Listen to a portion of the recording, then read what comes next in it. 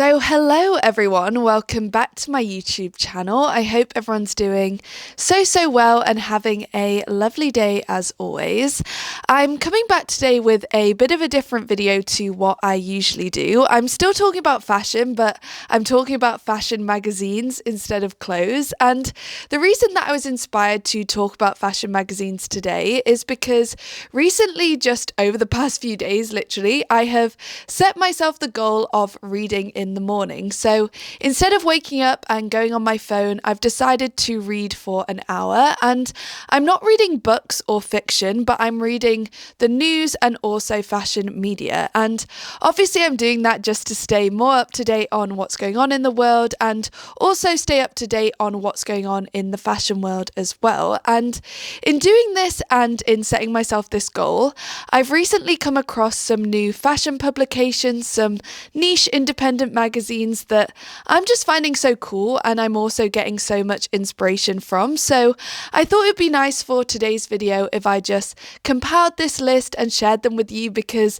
maybe you'll also want to read them in the morning and maybe you're looking for new sources for fashion and arts and culture inspiration, and I really feel like this list is exactly that. And it's funny because some of these publications and fashion magazines that I want to talk about, they're things that have been on my radar for a while. So a few of them I've known about for a couple of years, and then other ones have only just come on my radar. I've only just learnt about kind of in setting myself this goal. So it really is a big mix. And the first one that I want to talk about is one that has only just come on my radar literally in the last week, and that is Marfajournal. And Marfajournal can be described as a arts and culture publication. And it's funny because, like I said, this has literally just come on my radar. So I was at one of my friend's house and she was pulling out different coffee table books and fashion magazines, and she pulled out Marfajournal, and I was so drawn to it instantly because it's such a visually rich publication. And I think the reason that it is visually rich is because they really focus on the intersection of various disciplines. So it obviously focuses on fashion, but it also focuses on culture and arts as well. And you can really see that in the assets that they choose for their publication and the photographers they feature and things like that. And what I like the most about Marfajournal, I think, is that it focuses on emerging designers and emerging talents, but also established creatives as well. And in that way, it really does have a diverse mix of what it covers and who it covers. And it really feels like a very creative publication in a way, which is very nice to see. And I feel like you can just learn so much from it in terms of different aspects of various creative industries. So very happy that I've come across Marfajournal for sure. The next one on the list is probably my favorite, and it's Luncheon Magazine. And you probably know about Luncheon because it is becoming more and more popular, more and more recognized. And I think it's becoming more recognized because, again, it's such a visually rich source. So again, it's a UK-based quarterly publication, and it focuses on high-end fashion, editorial style, and also on food. So it's a really unique concept. And what I love about Luncheon is that it has this really rustic feel to it, which I personally love, and it feels kind of exclusive and sophisticated, which it definitely is. It's all produced in their London studio, and I believe they only feature the work of world-class photographers, writers, and journalists. So it really is this quality source and quality publication for sure. And what's really cool about Luncheon is that it's set out fully as a menu, and the whole concept is that it's conversations over lunch. So in that way, it covers a whole range of generations and topics and people, and I just think it makes it so unique in a way. And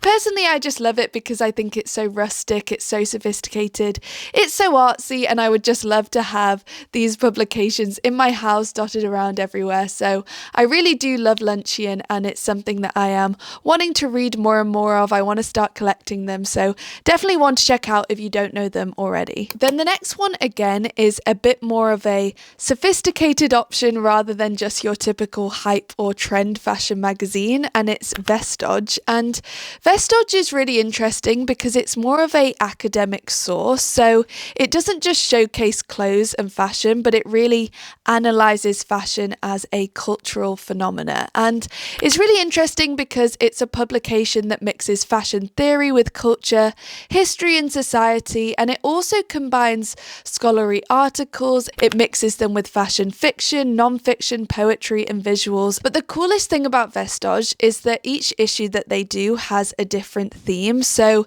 every single one has a different focus of subject matter, and then that is all reflected in their editorial style, in their imagery and also their graphic design as well, so every single detail, and that makes the actual publication itself look very different in terms of the style, the format, the graphic design, like I said, and I just find that so interesting. Obviously they don't do any advertising as well. Vestige really sits outside of trend cycles and it really focuses more on independent voices, creative freedom, and it's just this really deep analysis of fashion which is so needed in the industry in order to push it forward, and such an incredible source, something that I'm really wanting to dive into this year, like I said, and something that I think you should know about as well. Then the next magazine I want to talk about is Issue Magazine, and initially I was drawn to Issue Magazine purely for the aesthetic. I just think it's such a beautiful, minimal, contemporary kind of vibe, and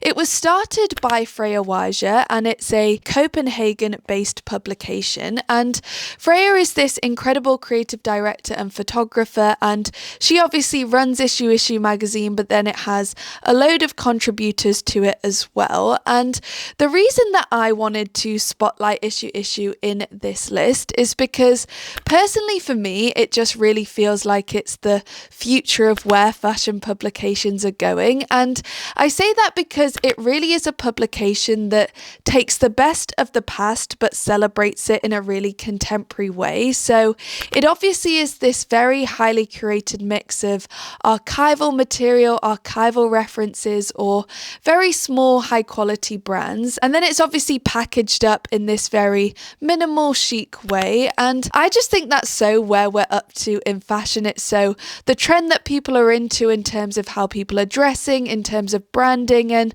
also in terms of fashion publications and fashion media as well. And I feel like Issue is just one of the first examples of a fashion publication really embracing this trend in a way, and it's really meant to make people think about what they're acquiring versus what they're preserving, and I just really feel like that highly curated kind of archival material is just so current and trendy in fashion at the moment, and I only think we're going to see more publications like this, and I do think Freya Weiser is just so tapped into what is cool and trendy and visually appealing at the moment, so it's definitely a great source to know about. Obviously I reference it all the time and get so much inspiration from it, so another great one to know about for sure. So the next magazine that I want to talk about is Office Magazine, and Office Magazine is one that has only just come on my radar, but I'm quite surprised that I've only just learned about it because it has been around for the past 10 or 11 years.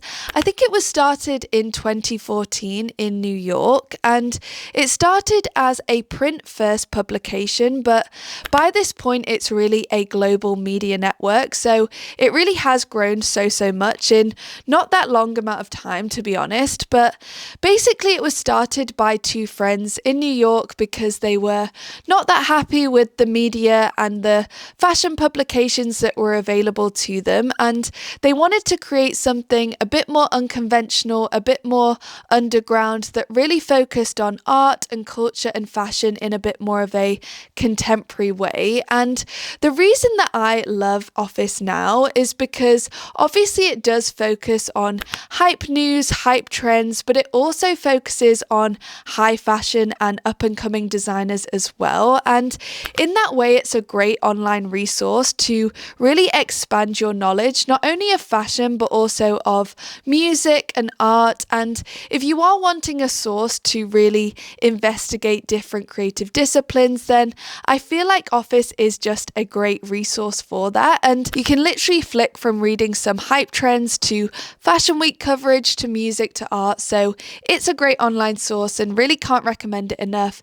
If you don't know about it already, definitely do go check it out. So the next one that I wanted to mention super briefly is Bricks Magazine. And the reason that I wanted to include Bricks in this list is because I always get the question of how do you learn about about emerging designers or small brands, and honestly Bricks is one of my go-to sources for that because they really do spotlight emerging talent, and that's what I love about them. They are another independent London-based magazine, and they also obviously focus on social political issues, fashion, music, art, so it's a great all-round source, but for me I love it because they focus on emerging talent. So if you are looking for a source for emerging designers, then Bricks is another great one to check out. Then the next magazine that I want to talk about is such an aspirational one for me in terms of a brand that I'd want to work for, but also just a publication, a magazine that I'd want to buy and have in my house. And it's O32C, which I'm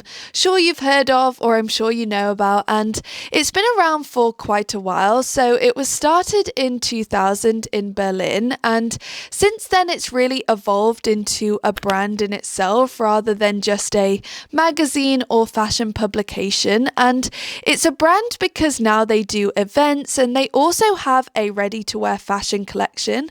I believe they started their fashion collection in 2022 and then they also showed a collection at the recent Men's Fashion Week. So it really is a brand that has loads of different facets to it. But for me, really, the crown jewel is still the magazine, and it's still a source that I read literally every other day. And it's such a great reference to learn about different things that are going on in fashion and different emerging talents as well. And to be honest, I just think the branding of O32C is so on point. I believe their art director is called Mike Mary, if I'm pronouncing that correctly. I think it's a German name, but I just think their whole team is so talented. They just have such a strong visual identity and such a strong brand identity. And I think that's why they've been able to evolve in such an incredible way. So O32C for me is always going to be one of my favorites. Like I said, it's so aspirational and it's so inspiring. Every time I read their content, I read their features, I always learn about something new or think about something in a new way. So really can't praise O32C enough. If you don't read it and know about it already, I highly, highly recommend. Then the two final fashion publications that I want to talk about are definitely two niche ones, and they're niche because they're ones that I came across when I was really deep into my digital fashion exploration. So the reason that I wanted to spotlight Coville and Red Eye is because they're just such incredible sources to really learn about designers that are embracing new emerging technologies and really focusing on future forward and experimental disciplines. And obviously this isn't something that you come across in just mainstream fashion media. They really are underground and niche fashion publications in that way, and they are just a rare example of compiled documentation of experimental practices and innovative perspectives that I just find super interesting. Obviously all of the designers that they spotlight are designers who are focusing on new technology, innovative technology, so obviously it's a lot of digital designers, AI designers, or just anyone who is bringing a innovative technology within their creative practice or fashion practice. And in that way, it is just such a niche source. I think they bring just a really new and interesting perspective of a post-digital future, what this will mean for creativity and fashion. So if that interests you, definitely do check out Coville and Red Eye as well. And that was really it in terms of all of the fashion magazines that I'm loving at the moment, that I'm wanting to dive deeper into and that I wanted to share with you. Definitely let me know what you think about this list. Let me know what you're reading at the moment. And until the next time, I hope you have an amazing day. Bye.